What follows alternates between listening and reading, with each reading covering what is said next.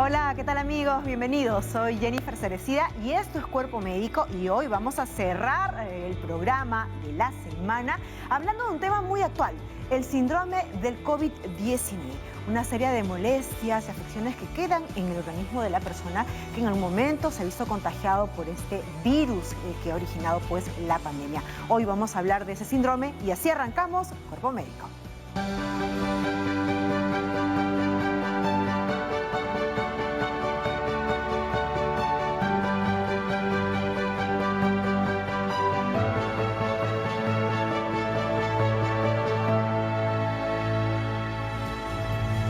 Y lo decíamos desde un inicio, es una serie de molestias y afecciones, malestares que puede quedar en el cuerpo de la persona que se ha visto contagiada en un momento de este COVID-19, a que ha logrado superar incluso ya esta enfermedad, pero conforme pasan las semanas y los meses, pues continúa sintiendo una serie de malestares. Patricia, ¿cómo estás? Bienvenida como siempre. Te contaba y conversábamos incluso antes de que empiece el programa. Yo he sido paciente COVID y en algún momento puedo decir que levemente he tenido síntomas, pero continúo pues con alguno de los malestares. Incluso te decía que me extraña mucho porque tengo sudoraciones nocturnas, todas las noches sudo terriblemente, además de otras molestias. Bueno, así es. Fíjate que hoy en día ya tenemos en el mundo muchísimas personas que se han recuperado de COVID, de enfermedad leve, moderada o severa, y aquí en el país tenemos casi 700.000 personas que se han recuperado. Pero como esta enfermedad es nueva, ahora hemos comenzado a aprender que hay una cosa que se llama el síndrome post-COVID. Que no es una enfermedad. Que no es una enfermedad. Síndrome es una de esas palabras científicas que usamos para referirnos a síntomas, o sea, lo que sienten las personas, y signos, lo que ve el médico, que se presentan en algún momento. Entonces, en este caso son las manifestaciones que las personas nos dicen o estamos viendo en personas que ya se recuperaron contra el COVID, del COVID. Y esto no es infrecuente. Ahora estamos viendo que 10 al 20% de las personas probablemente los tienen, y son una serie de cosas: las sudoraciones, dolores, mucha fatiga, malestar. Se descontrola, si personas que habían tenido diabetes se descontrolan, personas que no habían tenido nunca antes diabetes o hipertensión aparecen con esto. Y de esas cosas vamos a conversar. E incluso también, ¿no?, podría sumarse el hecho de que hay dificultad para poder conciliar el sueño, muchas veces también se genera ansiedad. Es una serie, ¿no?, de malestares que se van generando y, como bien hemos sabido y sabemos, es una enfermedad COVID-19 nueva, así que se va descubriendo. Imagino que ustedes, los científicos y los especialistas en tema de salud, están tratando pues de atar cabos y de mapear muy bien el tema. Pero, ¿qué te parece si para entrar ya de lleno a esta situación vemos un informe y seguimos comentando y también presentamos a nuestros especialistas? Han pasado más de 7 meses después de que emergiera la pandemia del COVID-19 y según la BBC Noticias, en el mundo se ha confirmado el contagio de más de 20 millones de personas y se considera que alrededor de 12 millones se han recuperado. La comunidad científica sigue en búsqueda de una vacuna efectiva contra el SARS-CoV-2, mientras los médicos tratan de entender las consecuencias a mediano y largo plazo que puede provocar el virus a aquellos que han estado expuestos. Se sabe, por ejemplo, que además del daño que pueden generar en los pulmones, puede afectar al corazón, los riñones, el intestino, el sistema vascular e incluso al cerebro. No obstante, es imposible determinar en este momento si esas posibles secuelas identificadas son temporales o permanentes. Uno de los primeros estudios indica que la reducción de la capacidad pulmonar es una de las principales consecuencias que se observan, incluso entre aquellos pacientes que no estuvieron en estado crítico. Una de las posibles secuelas, por ejemplo, es la fibrosis pulmonar. Otra consecuencia que se menciona, según las investigaciones, es el síndrome post-UCI. Este puede incluir la pérdida de fuerza muscular, cambios en la fuerza motora o sensibilidad debido a la disfunción del nervio, la depresión, ansiedad, cambios cognitivos y deterioro de la memoria y de la capacidad para razonar. En el caso del cerebro se han observado una serie de síntomas neurológicos que van desde la confusión mental al deterioro cognitivo o el delirio, y esto ha sido documentado entre pacientes con el nuevo coronavirus. Y en torno al sistema vascular, los científicos aún desconocen cómo es que el SARS-CoV-2 aumenta la tendencia de la sangre a coagularse. Amigos de Cuerpo Médico, el amplio abanico de posibles secuelas del nuevo coronavirus y la cantidad de población afectada debe seguir siendo una alerta para todo el sistema de salud a nivel mundial. Asimismo, hay que seguir llamándonos a la prevención y al cuidado para fomentar progresivamente la disminución de la ola de contagios. Gracias. Pati, ahí Aura lo ha dicho muy bien, es un amplio abanico que incluso recién se está descubriendo y se está tomando nota de los distintos malestares, afecciones que pueden seguir afectando a distintas personas, ¿no? Porque cada organismo es un mundo distinto. Así es. Algunas son secuelas que no sabemos si van a ser permanentes, creemos que van a ser temporales, pero o sea, este virus realmente golpea tanto el cuerpo que es como que te hubiera pasado un camión encima y se necesita literal. tiempo para re-regularse otra vez. Y tenemos con nosotros una persona que como parte de su trabajo ha estado expuesto a este virus y finalmente se infectó.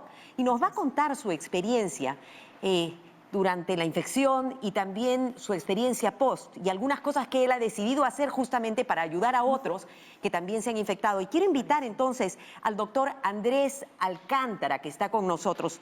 El doctor Andrés Alcántara es director del Servicio de Medicina General del Hospital Hipólito Unanue. Doctor Alcántara, cuéntenos. Bienvenido. ¿Cómo fue? Bienvenido al programa y cuéntenos cómo fue su experiencia con esta infección. Y luego, bueno, qué ha pasado después, ¿no? Doctora Patricia García, buenas tardes.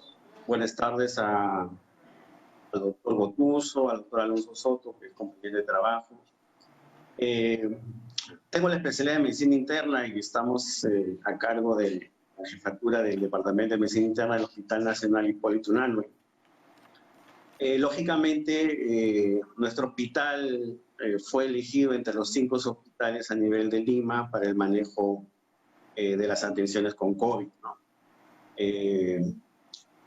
Una de las características de nuestro departamento es que dentro de nuestros asistentes, un porcentaje importante tuvo que irse a la casa y nos quedamos con casi el 50% del personal activo para manejar la demanda que iba a constar en esta pandemia. Lógicamente, como si bien es cierto tenía un cargo administrativo, la parte asistencial no se pierde, entonces motivo por el cual asumimos la responsabilidad de las atenciones de los pacientes que llegaban al hospital. Producto de esta atención, esta demanda que nosotros hacíamos en zona de triaje, en las áreas de hospitalización, es ahí donde yo adquiero la enfermedad, saliendo de guardia. Y las molestias principales fueron un malestar general, una mialgia intensa, mucha incapacidad para hacer mis actividades diarias, la fiebre. Conociendo estas molestias, lógicamente el día lunes decido hacerme la prueba en el hospital, la prueba molecular, y 3 días después me confirman el diagnóstico. Todo este tiempo lo pasé en cuarentena, pero en la segunda semana de la enfermedad, lógicamente se presentó la complicación. Motivo por el cual tuve que hospitalizarme en el Hospital Hipólito Unanue, siendo supervisado por el grupo de medicina interna y los médicos. Doctor Alcántara, ¿cuánto tiempo estuvo usted en esta situación? ¿Cómo desencadenó, cómo se desarrolló en usted el COVID? Bueno, en el tiempo estuve hospitalizado una semana, porque al 8º día de la enfermedad hice la neumonía. Terrible. Evidenciado con imágenes y por, digamos, los exámenes auxiliares que los colegas me pidieron, y la necesidad del uso del oxígeno por la desaturación que presenté. Felizmente tuve una respuesta favorable gracias a la supervisión de los colegas y pude recuperarme manteniendo lógicamente un descanso, y a la quincena del mes de junio ya retorno a mis funciones. Y cuando retorna, ¿tuvo algún tipo de molestia o ya era el mismo o también manifestó alguna de estas síntomas de los cuales hemos hablado? Sí, doctora García, definitivamente una de las cosas que marcó luego de mi retorno fue el cansancio. Había perdido masa muscular, era evidente, mi desplazamiento no era el mismo. Es más, un colega al verme llegar al hospital, porque porque teníamos la oficina en el segundo piso, notó mi dificultad al subir las escaleras y lógicamente cuando llegué a la oficina había el cansancio, la disnea. Doctor Alcántara, pero sin duda esto no ha sido óbice para que usted, ¿no?, dentro de esa formación maravillosa que tiene como profesional de la salud y entregado a su profesión, incluso forme parte de este primer batallón de donantes de plasma. Cuéntenos, por favor, puntualmente cómo ha sido esta experiencia. Sí, lógicamente el equipo de salud, incluido el médico, es nuestro fin primordial, es el bienestar de nuestros pacientes. Sí. Esta pandemia definitivamente no teníamos algo claro y concreto para combatirlo. Hay muchos estudios clínicos. En el momento que yo estuve hospitalizado se barajaban muchas alternativas de tratamiento. Con el tiempo se fueron cambiando. En este proceso, cuando yo me recupero, justamente el doctor Alonso Soto, que es compañero de trabajo, me comenta el proyecto de Perú Plasma, ¿no? Y comentaba que yo cumplía los requisitos que se necesitaba para ser el donante, la edad, el diagnóstico molecular, el tiempo que había estado ya post-COVID, hacía que yo podría integrar y ser parte y lógicamente entendiendo de que era una enfermedad donde los médicos podíamos aportar no solamente en la búsqueda de otros tratamientos y esta posibilidad, no dudamos en participar en este proyecto. Fabuloso. Y doctor, usted queremos que nos acompañe porque nos va a contar cómo ha sido su experiencia de ser el primer donante de plasma convaleciente. O sea, significa el plasma de una persona que se ha recuperado, que puede ayudar a otra. Pero creo que también este es el momento de invitar a nuestros... Sí. No, vamos a ver, antes de invitar a nuestros especialistas que van a acompañarnos, incluso ya el doctor los ha medio que presentado ahí, vamos a dar un informe al respecto a propósito de esta donación de plasma convaleciente. Vamos a verlo. Ante la pandemia del coronavirus, expertos de todo el mundo están usando las técnicas más avanzadas para encontrar un tratamiento contra la enfermedad COVID-19. Informes de la BBC Noticias en el Mundo detallan que hace algún tiempo un grupo de especialistas le apuesta a una técnica que existe desde hace más de un siglo. Se trata de la terapia con plasma convaleciente. Este es un procedimiento que se ha ensayado durante otras pandemias y que ahora un grupo de médicos está utilizando para brindarles una esperanza a las personas que corren el riesgo de morir a causa del COVID-19. El principio es bastante sencillo: hacer transfusiones de plasma de la sangre de quienes ya se han recuperado de la enfermedad a pacientes que aún están batallando con ella. Los expertos también le llaman terapia de anticuerpos pasiva, porque en vez de esperar a que el organismo cree sus propios anticuerpos, como ocurre con las vacunas, aquí se trata de irrigar la sangre con un plasma que ya los tiene. Es importante también mencionar que aquí en el Perú, el Instituto Nacional de Salud del Niño ya ofrece esta terapia, al igual que el Hospital Nacional Hipólito Unanue.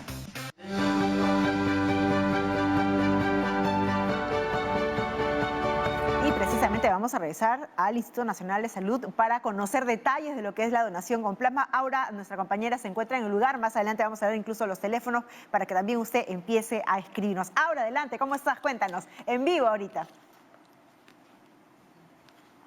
¿Cómo está Jennifer? Doctora Patricia, ¿qué tal? Exactamente, nos encontramos en el Instituto Nacional de Salud del Niño de San Borja con la encargada del banco de sangre del instituto y también es parte del proyecto Perú con Plasma, de la importante terapia del plasma convaleciente. Doctora Patricia García, por favor, cuéntenos un poco al respecto sobre este gran proyecto. Buenas tardes, Aura. Buenas tardes al programa Cuerpo Médico. El proyecto Perú con Plasma es una iniciativa sin lucro con el fin de buscar un tratamiento a los pacientes COVID-19. Esto se enfoca en la seguridad y la eficacia, y si es que fuera confirmado, pues tendríamos un tratamiento para los pacientes con COVID-19 en el Perú. Y es importante también conocer qué otras instituciones forman parte de este proyecto, doctora. Claro, está el Instituto Nacional del Niño San Borja, el Hospital Hipólito Unanue, la Universidad Cayetano Heredia, ¿no? Y apoyada por la Embajada de Canadá y otras instituciones. Perfecto. No sé si por ahí en el set, Jennifer, doctora, tienen alguna pregunta, porque podemos seguir profundizando sobre el tema. Sí, una pregunta, ¿qué tal? Primero quiero aclarar que sí, somos las dos Patricias Garcías, pero somos dos doctoras diferentes. La doctora Patricia García trabaja en el Hospital del Niño San Borja y además es directora del Banco de Sangre. La pregunta que quería hacerle, las personas que están interesadas en donar el plasma convaleciente, ¿a dónde se pueden dirigir o qué pueden hacer? Y la segunda pregunta es, ¿cuáles son los mejores candidatos para ser donantes de plasma convaleciente? Claro, pueden llamar los donantes llamados superdonantes, son los pacientes que han sufrido la enfermedad, se han recuperado, han pasado ya 28 días, han estado hospitalizados o han recibido oxígeno en su casa. Son varones entre 30 y 60 años. Son superdonantes porque tienen un plasma rico en anticuerpos que van a neutralizar este virus. Para inscribirse pueden llamar al teléfono 2975-400 y de esta manera van a ayudar, ¿no?, a contribuir en el proyecto. Perfecto, doctora, muchísimas gracias. Y con esta idea de superdonantes, en la cual vamos a profundizar más adelante, regresamos al estudio con ustedes para continuar con esta información. Claro, Aura, muchísimas gracias. Vamos a regresar contigo porque nos hemos quedado con el interrogante de quiénes son los candidatos idóneos para donar este plasma convaleciente. Es decir, yo que he tenido COVID, ¿puedo donar o no? Si es que no he llegado a la unidad de cuidados intensivos, si he tenido síntomas leves. Esa es una pregunta que dejamos todavía en la constante. Vamos a seguir con ella más adelante. Pero ahora es momento de recordarles nuestros teléfonos para que usted empiece a enviar sus consultas 619-0774 y 619-0777. También tenemos 3 alternativas a través de redes sociales para que usted ya pueda empezar a mandar sus preguntas, sus consultas. Hoy estamos hablando del síndrome post-COVID, es decir, atención todos los que por ahí han tenido COVID y están con algún tipo de malestar. Hoy es el momento de despejar si es que esto es normal, qué es lo que está pasando con nuestro organismo. Vamos a darle la bienvenida a nuestros invitados el día de hoy, el doctor Eduardo Gotuso Herencia, jefe del Departamento de Enfermedades Infecciosas y Tropicales del Hospital Cayetano Heredia. Quien no lo conoce, pues es la eminencia del doctor Gotuso. Y también estamos con otra eminencia, estamos con el doctor Alonso Soto Tarazona, médico internista, jefe del Servicio de Medicina Interna número 1 del Hospital Hipólito Unanue. Con ambos doctores y también con el doctor Alcántara, bienvenidos, muchísimas gracias por acompañarnos. Vamos a empezar esta ronda de preguntas que llega a través de redes sociales. Vamos a hacerle la consulta. Mari Peña le pregunta al doctor Gotuso: mi esposo tuvo COVID hace 4 meses, pero aún le duele el pecho y siente que le aprieta el corazón. Fue a la posta y le dijeron que solo tome paracetamol y no le hace ningún efecto. ¿Puede tomar aspirina para ese malestar? Le pregunta Mari Peña al doctor Gotuso. Sí, buenas tardes. ¿Cómo está? Bienvenido. Muchas gracias. En realidad, cuando hay una consideración de ese tipo, es mejor que haga una consulta médica y no solamente pedir una medicina. La razón es que esta enfermedad produce una serie de cambios, como han sido comentados al inicio del programa, y uno de los tantos problemas que hay con los pacientes es que se produce una cosa que se llama miocarditis, o sea, se inflama parte del corazón, en otros casos se inflama la pleura, se inflama el pericardio, o sea, la capa que envuelve el corazón, etcétera. Y entonces una de las cosas vitales es que esta persona requiere una evaluación de un médico internista o de un cardiólogo para que chequee bien si ese dolor corresponde a una inflamación en el corazón o corresponde a una inflamación del pulmón u otro tejido que puede explicar el dolor. Lamentablemente estas complicaciones, desde ahora quiero decir mi opinión, no representan que uno todavía tiene el virus, sino es una secuela del COVID.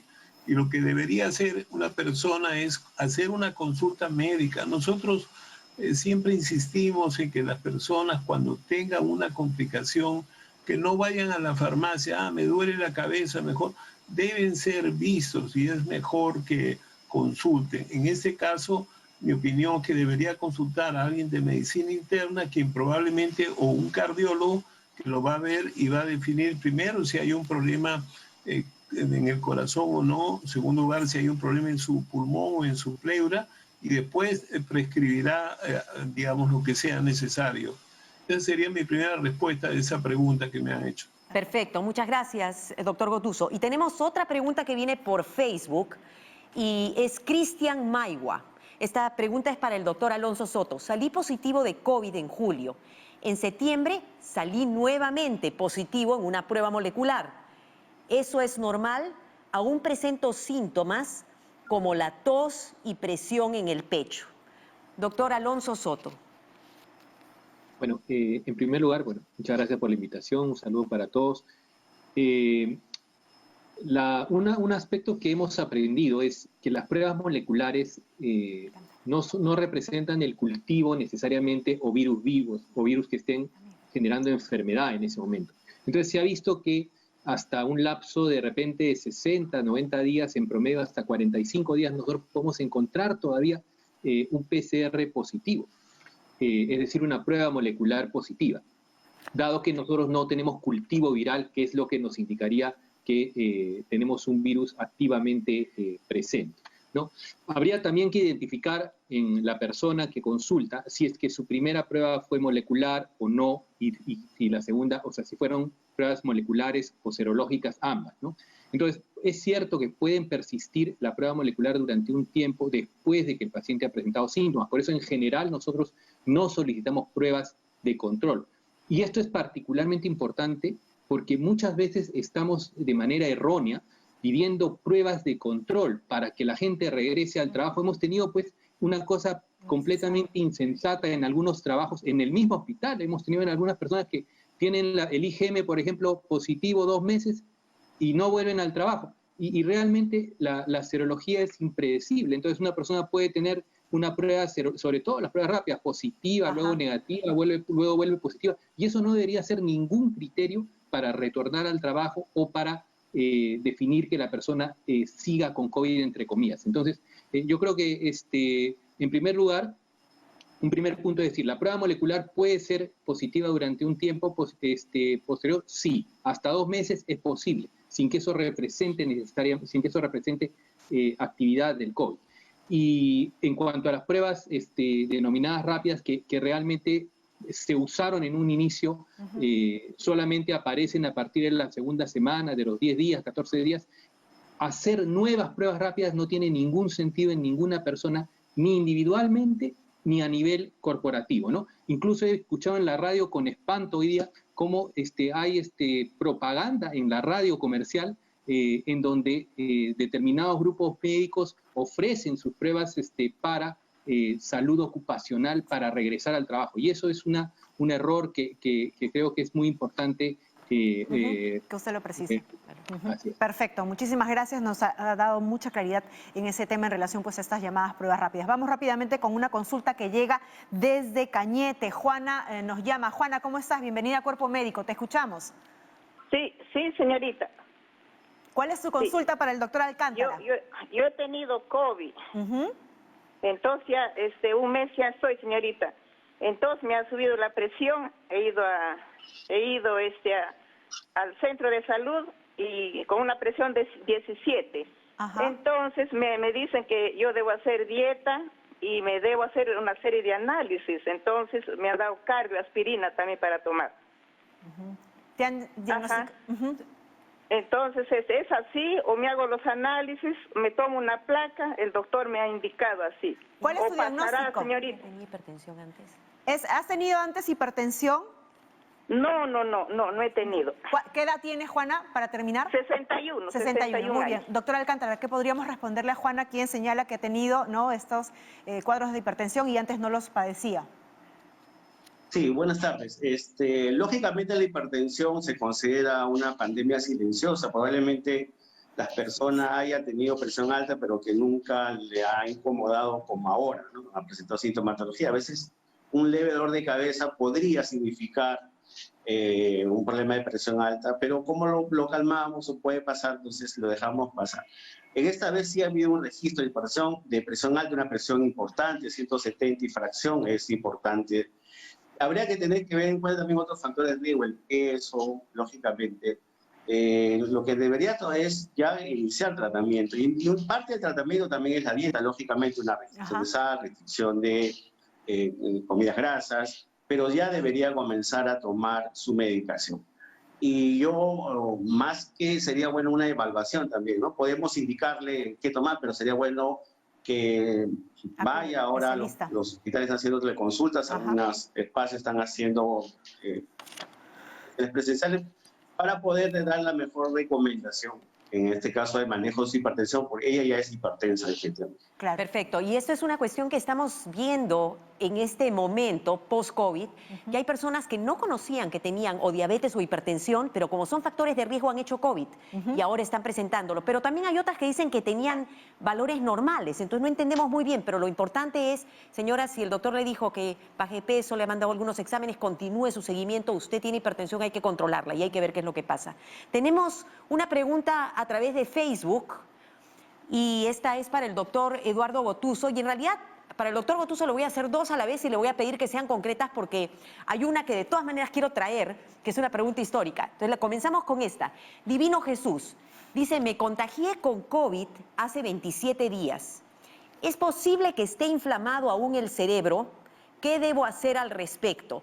Eso es una pregunta. Y la otra, doctor Gotuso, en el primer programa que tuvimos nosotros aquí, no me olvido, la pregunta que nos hicieron, llamó una persona y dijo que había tenido COVID, se había recuperado, pero que todavía no podía tener relaciones con su esposa porque le faltaba el aire. Y si eso era normal o qué debería ser. Entonces, las dos cosas, cerebro inflamado después de COVID o este problema de relaciones sexuales después de COVID por la falta de aire. Sí, para eso yo creo que es importante hacerse dos cosas, ¿no? La primera de ellas es que un caso así tan especial que incluso no puede tener una actividad sexual por fatiga, aparte de la saturación que muchas veces sirve, sorprende cómo muchos pacientes se quejan de que sienten esa fatiga. Incluso hay gente que dice, me siento como cuando llego a la altura, un poco fatigado, y tu saturación 98%. Entonces hay una disociación en eso. Y para eso yo creo que hay que hacer dos pruebas. Una de esas pruebas es una tomografía, que es mejor que una radiografía hasta donde sea posible. Y hay pruebas de función pulmonar que deben hacerse para ver cuál es la capacidad de difusión, porque el pulmón tiene un daño vascular, o sea, no es una neumonía bacteriana, sino es un daño pulmonar. En ese sentido, yo creo que haría esas pruebas para estar seguros de que eso ocurre. Ojo que también hay un problema de estrés psicológico, es decir, no es fácil saber de que uno entra a un hospital y que se puede morir y que tiene que usar oxígeno, que nunca lo ha echado, que tiene que usar una mascarilla especial. Todo eso produce mucha angustia, mucha tensión y podría ser también un efecto afectivo, por eso es bueno, yo diría, evaluar bien. En el caso de las lesiones neurológicas, es cierto que ocurren, que ahora que se han hecho resonancias a algunas personas y algunos exámenes súper especiales, sí queda con inflamación en algunas áreas del sistema nervioso central. Es decir, hay personas que tienen un dolor de cabeza intenso por semanas, cosa que llama la atención. Incluso hay gente que diferencia digamos, me dice, doctor, yo tengo jaqueca, pero este dolor es diferente, o sea, este no es el que yo tengo siempre. Entonces, claramente hay complicaciones que deben ser vistas por especialistas, o sea, nosotros estamos tratando de hacer una plataforma donde el eje sea medicina interna y que haya muchos especialistas de acuerdo a cada complicación. En el caso de esta paciente, yo haría varias pruebas neurológicas para saber si en realidad tienen un daño y entre tanto uno puede manejar, digamos, con sintomáticos de esta inflamación que ella refiere, es decir, hay que definir qué es lo que ella dice inflamación y después de eso hacer un programa de evaluación de qué exámenes se requeriría. Perfecto. Esa sería mi recomendación. Muy bien, gracias, doctor Gotuso. Y antes de cerrar este primer bloque, quiero regresar con el doctor Andrés Alcántara para que nos termine de contar esa experiencia como primer donante de plasma convaleciente y que haga una invocación también a tantas personas que han salido de esa situación y que pueden sumarse, al igual que él, como donantes de plasma convaleciente. Doctor Alcántara. Sí, muchas gracias. La experiencia que tuve, lógicamente, es favorable.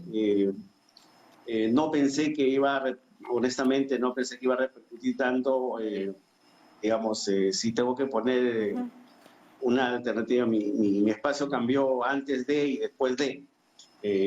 Entonces, es una experiencia como una vez me preguntaron y dije que el donar es un acto humanitario, sí, tan igual como la esencia de la medicina. Nosotros creemos que es así. Creo que el ejemplo mucho más evidente lo pasamos cuando sucedió el accidente de Vía El Salvador, y vimos inmensas colas de personas de todas las condiciones yendo al Instituto Nacional de Salud del Niño a donar sangre. Yo creo que esto es el mensaje. Esta enfermedad nos puede unir, y el ser donante, todo lo que hemos tenido la oportunidad de salir de esta enfermedad, creo que estamos en las condiciones de ir a donar, porque todavía necesitamos hacer este ensayo clínico, demostrar la validez y poder ofrecer a nuestros pacientes una alternativa de tratamiento. Entonces yo quiero agradecer y quiero invocar a la gente que no tenga miedo. Lógicamente, uno siempre tiene miedo, lo vemos en los hospitales cuando despedimos a los familiares que hagan la donación de sangre, y hay un poco de miedo, que me voy a debilitar, que me voy a perder sangre, no lo voy a recuperar. Este proceso, la doctora García del Instituto Nacional de Salud del Niño, cuando yo fui a donar, me explicó cómo era el mecanismo de la féresis, y no hay ningún problema. O sea, así como me dio la confianza a mí, siempre uno va con un poquito de miedo, lógicamente. Yo salí completamente sin ninguna preocupación luego del procedimiento, ¿no? Entonces, muchas gracias. Un poco que vayan a donar. Es una buena oportunidad para mantener la unidad que estamos manteniendo en esta pandemia. Muchísimas gracias, doctor Alcántara. Muchísimas gracias por trabajar como médico, porque así fue como se infectó, y por el servicio casi. Muchísimas gracias por haber sido el primer donante. Y para todas las personas que estén interesadas en donar plasma convaleciente, pueden llamar al 297-5400 o pueden entrar a la página web peruconplasma.org. Ahí pueden tener toda la información. Recuerden, donan varones que son mayores de edad, entre 30 y 60, y idealmente aquellos que han tenido una enfermedad, han estado hospitalizados o han requerido oxígeno, porque son los que tienen los anticuerpos más fuertes. Así es, pero vamos a hacer una pausa y vamos a regresar para conocer quiénes son los candidatos idóneos para donar plasma convaleciente. Ya regresamos.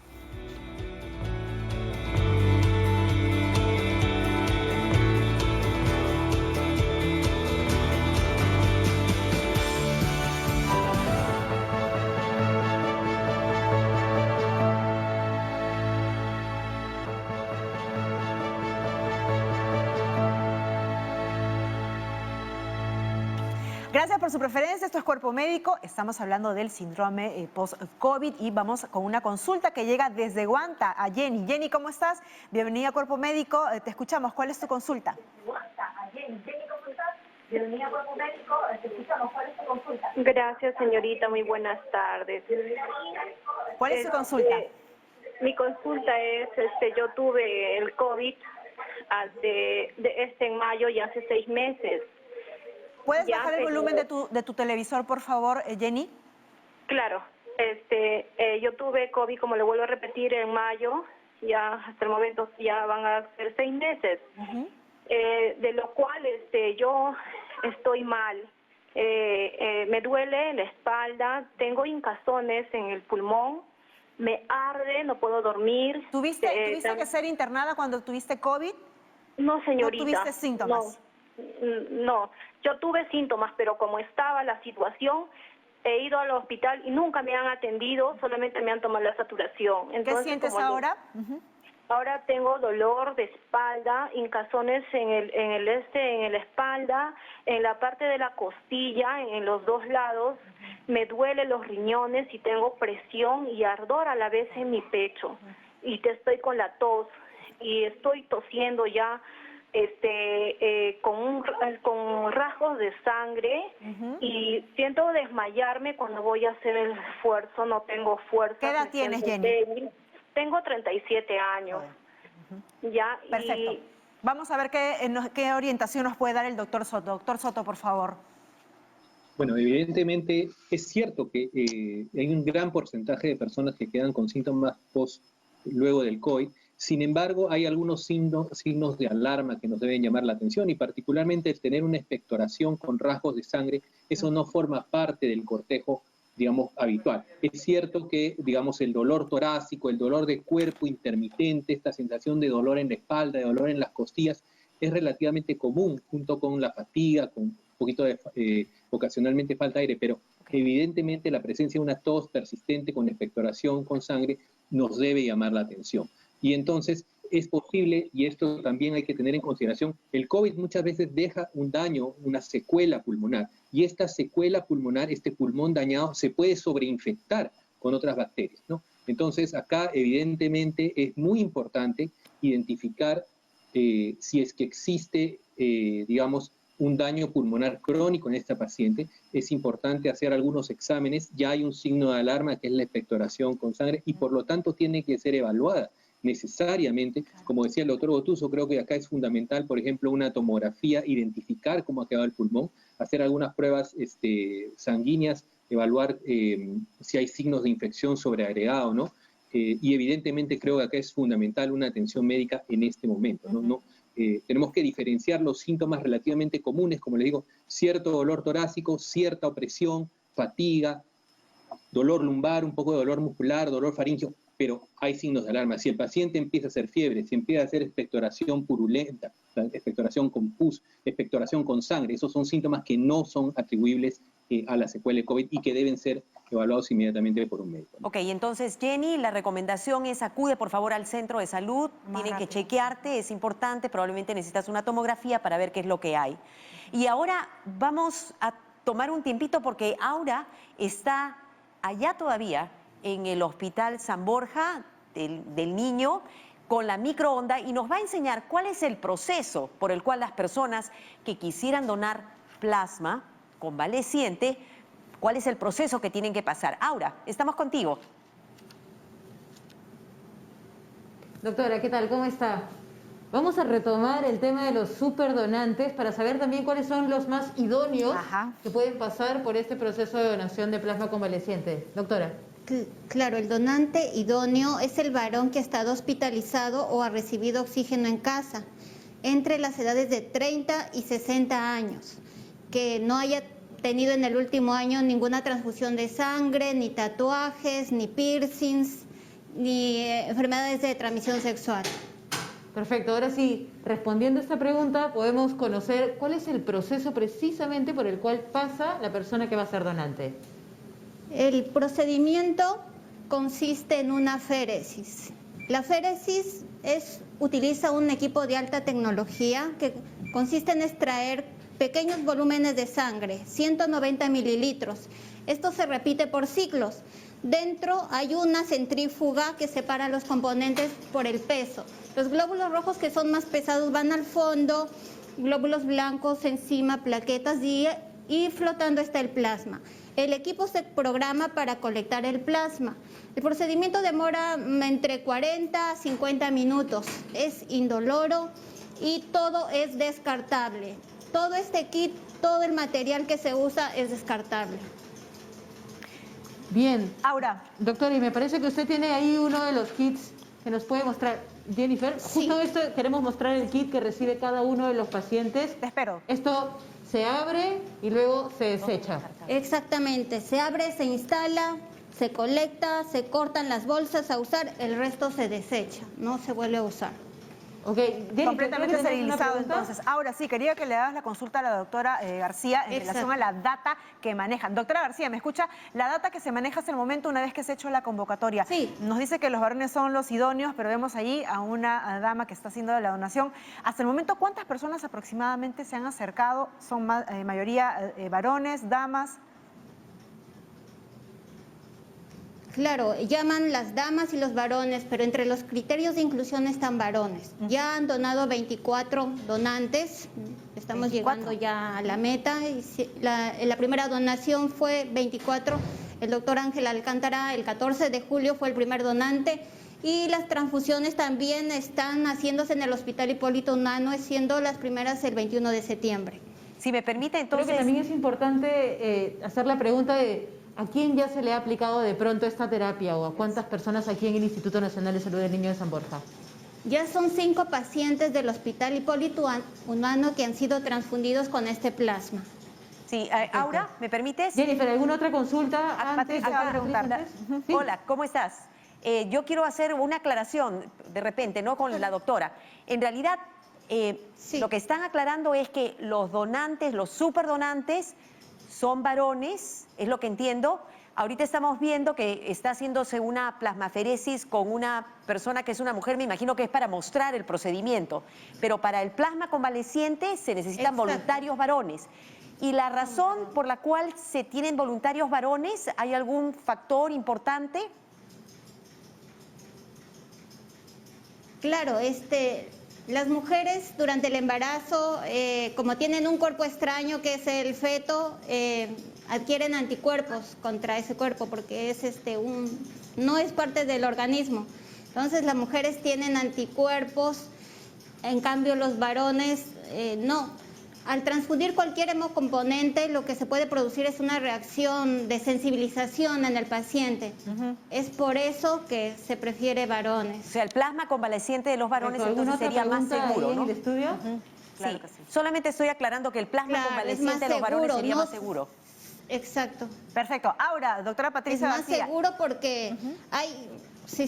Sí. Vamos a regresar con ustedes, ¿qué les parece más adelante? Ahora tenemos más consultas. Ahora contigo vamos a regresar más adelante. Tenemos una llamada desde Cusco. Dafne nos hace la siguiente pregunta. Dafne, te escuchamos. Señorita, buenas tardes. Buenas tardes. Mi consulta es, hace 2 meses, yo tenía síntomas de haber contraído el COVID, ¿ya? El caso que cuando me fui a hacer la prueba, salió en un primer resultado negativo. ¿Molecular o prueba rápida? Prueba rápida, pero yo tenía el síntoma de que mi garganta me estaba que me molestaba, ardía y ardía. Luego, después de un tiempo, o sea, los síntomas fueron de que no podía comer y todo el afán. Pero cuando me volví a hacer otra vez la prueba, esta vez sí salió positivo y obvio que comencé a hacer la cuarentena, pero los síntomas aún persisten, o sea, la garganta aún me sigue fastidiando y es como un raspón y en las noches no me deja como que descansar y no me deja respirar. Ahora yo soy gestante, no sé si es que podría tomar algún tipo de medicamento o algo así. Perfecto, vamos a trasladarle la pregunta al doctor Gotuso. Evidentemente, pues recordemos que quien te tiene que dar la prescripción tiene que ser el médico que te ve. Doctor Gotuso, ¿qué le respondemos a Dafne desde Cusco? Sí, esos síntomas son clásicos de una inflamación crónica. Ella podría ser una cosa local nomás, o sea, mi consejo es que haga determinadas gárgaras. Es muy popular en la zona de hacer gárgaras con agua bicarbonatada, etcétera. Y yo no haría muchas cosas excepto hacer gárgaras 2 o 3 veces al día, de tal manera que se desinflama. No recomendaría usar antiinflamatorios. Ella está gestando, aunque los antiinflamatorios son relativamente seguros, yo siempre recomiendo que las mujeres gestantes reduzcan la necesidad de usar medicinas. Así que yo haría solamente tratamientos locales. Hay algunas medicinas que también son enjuagatorios locales que se pueden usar 2 o 3 veces al día y nada más en ese sentido. Ahora, el que no puedan descansar también es una cosa que aconsejo que ellas hagan cosas, digamos, domésticas, caseras. Digamos, una de las cosas que recomendamos, por ejemplo, es que las personas no hagan mucha actividad cuando se van a acostar, no vean programas con mucha intensidad, procuren tener una cierta tranquilidad y nada más. Yo incluso no recomendaría a una gestante dar un hipnótico para eso, para que descansen. O sea, iría inicialmente por solamente un tratamiento sintomático o casero para que ella pueda descansar bien de manera tranquila. No me parece una situación grave, no va a afectar a su bebé. En general, hasta ahora se reconoce que casi no hay un daño a los bebés dentro del seno materno, así que no me preocuparía por eso y le recomendaría una cosa simple, entre tanto que use sus medicinas que le recomiendan, o sea, si tiene que tomar ácido fólico, si tiene que tomar alguna vitamina que le mande su ginecólogo o hierro, nada más, o sea, haría esa recomendación. Perfecto, muchísimas gracias, doctor Gotuso. Vamos a hacer una pausa, pero regresamos, estamos hablando del síndrome post-COVID. Ya volvemos.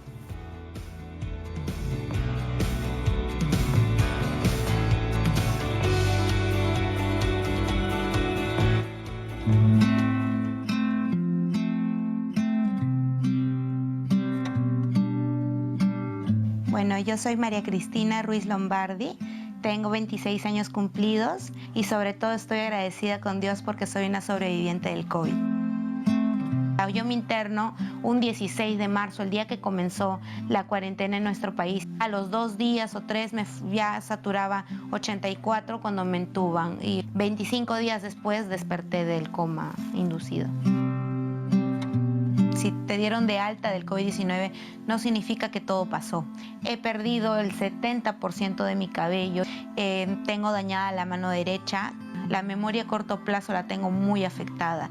Y por estar postrada tanto tiempo, se llegó a hacer una herida que se veía hasta el hueso.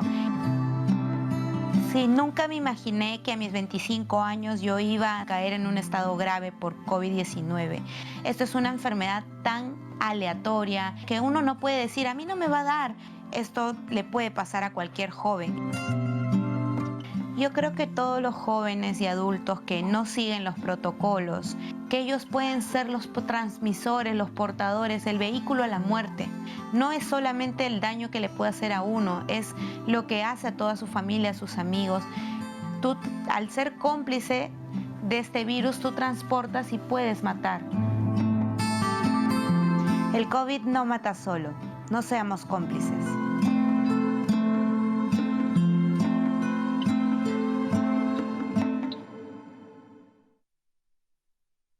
Gobierno del Perú. El Perú primero.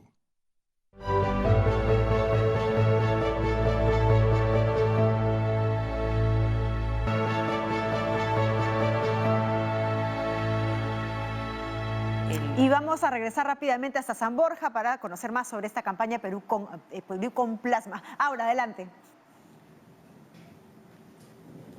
Jennifer, Patricia, para ya cerrar con esta transmisión, simplemente precisar, doctora, ¿cuánto tiempo de duración tiene el proceso de donación de plasma convaleciente? ¿Cuáles son los requisitos solo para reforzar y finalmente invitar a la gente a que se anime a donar?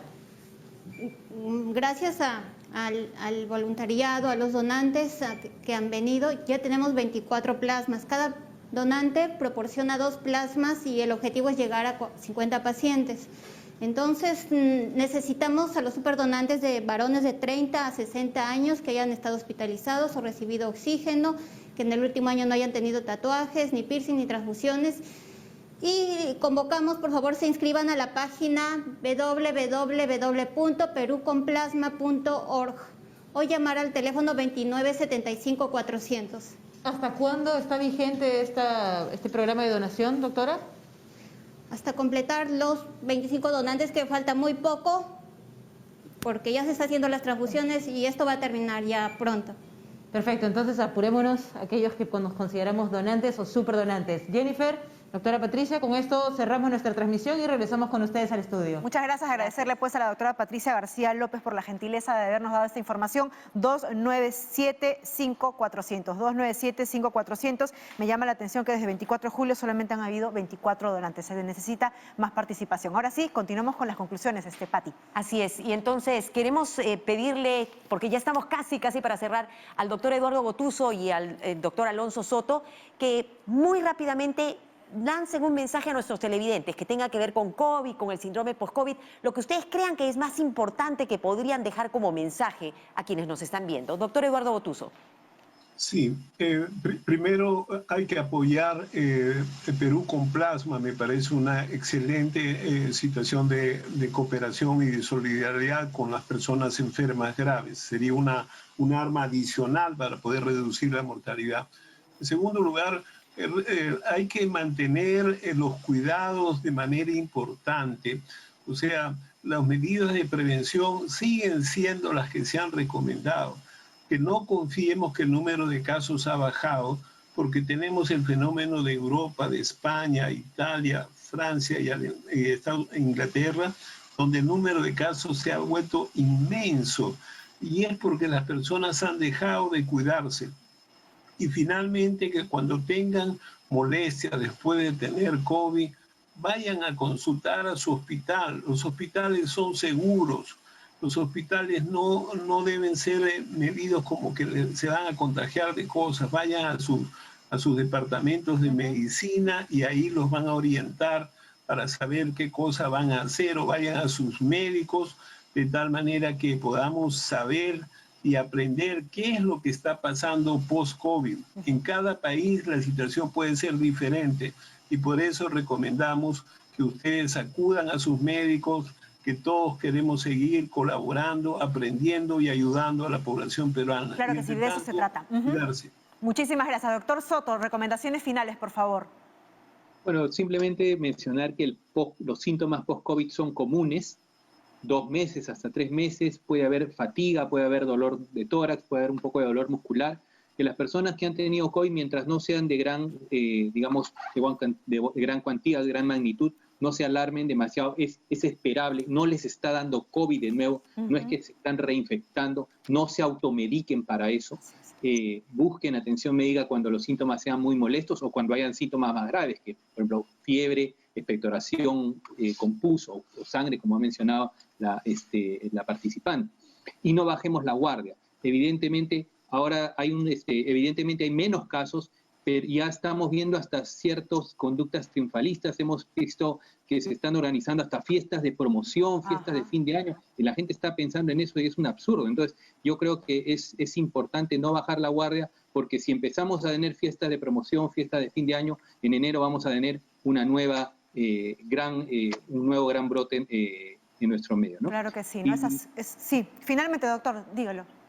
Sí, y ante la duda, o sea, cuando uno tenga síntomas, busquen atención médica. Hay el teléfono, el 113. Hay una serie de puntos COVID. Antes se hacía solamente en los hospitales. Ahora hay decenas de postas y ustedes pueden buscar en internet puntos COVID, busquen el punto COVID más cerca a su casa para buscar atención y sobre todo no automedicarse. Perfecto, muchísimas gracias. Queremos agradecer al doctor Eduardo Gotuso, jefe del Departamento de Enfermedades Infecciosas y Tropicales del Hospital Cayetano Heredia, y también al doctor Alonso Soto Tarazona, médico internista, jefe del Servicio de Medicina Interna número 1 del Hospital Hipólito Unanue. Han tenido la gentileza de acompañarnos toda esta hora de programación, respondiendo a sus consultas. Patricia, algo importante que decía el doctor Soto, este descenso en la baja de mortandad en casos COVID nos debe llamar a tener esperanza, más no ser triunfalistas y no bajar la guardia. Así es. Yo creo que lo que estamos aprendiendo es, esta es una enfermedad que no la esperábamos y que la vamos conociendo cada día.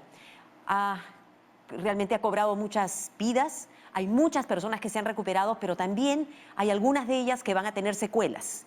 Y las secuelas son importantes. Entonces, en este momento no podemos bajar la guardia. Yo creo que uno de los mensajes más grandes es no bajar la guardia. Tenemos que seguir manteniendo las medidas. La mascarilla, el lavado de manos y sobre todo este tema del distanciamiento. Y voy a repetirlo otra vez, las 3 Cs. Evitemos los lugares cerrados, concurridos y cuando hay contactos cercanos. Tenemos que cuidarnos, no queremos tener secuelas por la enfermedad. Y para aquellos que ya la tuvieron, igual tienen que seguirse cuidando. Y tienen que seguirse cuidando porque si bien es cierto, la reinfección es una cosa muy rara, resulta que también estamos aprendiendo que puede suceder. Así que a cuidarse y a seguirse cuidando porque eso no nos puede ganar. Pati, me queda muy claro que para no tener secuelas post-COVID no hay que tener COVID, así que hay que cuidarse del contagio. Y algo muy importante, hablamos desde un inicio que hay como 700.000 personas recuperadas del COVID, ¿verdad? Y pese a que hay 700.000 personas recuperadas del COVID, solamente hasta el momento, desde el 24 de julio, hay 24 donantes, es decir, ¿dónde está nuestra solidaridad, esa empatía que tenemos pues al hermano que también en estos momentos está necesitando de nosotros? Hemos hablado ya en programas anteriores sobre este gesto maravilloso que significa la donación de sangre. Esta es nuestra oportunidad para tener mayor empatía, de ser mejores seres humanos. En estas circunstancias difíciles es cuando tenemos que ser más solidarios aún. Así que son 24 donantes desde el 24 de julio, pese a que hay 700.000 peruanos que pueden ser donantes. Pati, hay teléfonos y una página web incluso por esa razón les pedimos, ustedes pueden salvar vidas y pueden llamar al teléfono si quieren saber y quieren más información, 297-5400, 297-5400, o pueden entrar a la página web de peruconplasma.org.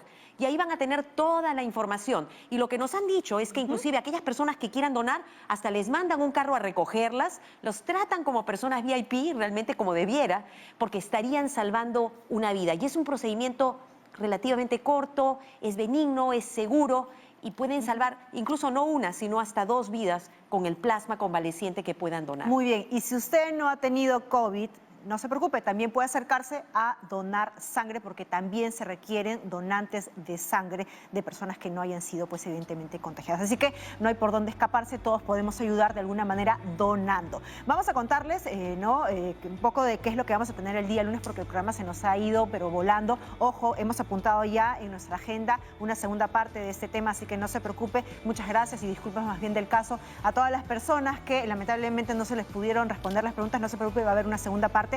Pero les contamos que el día lunes vamos a hablar de salud oral en infantes, Pati. Así es. Vamos a hablar de salud oral porque la salud oral es sumamente importante y uno tiene que comenzar desde muy chiquitito. Cuídense, buen fin de semana. Recuerde, el Cuerpo Médico en doble horario, 4 de la tarde, 10 de la noche. Así que quédese en TV Perú porque viene Francamente. Chao.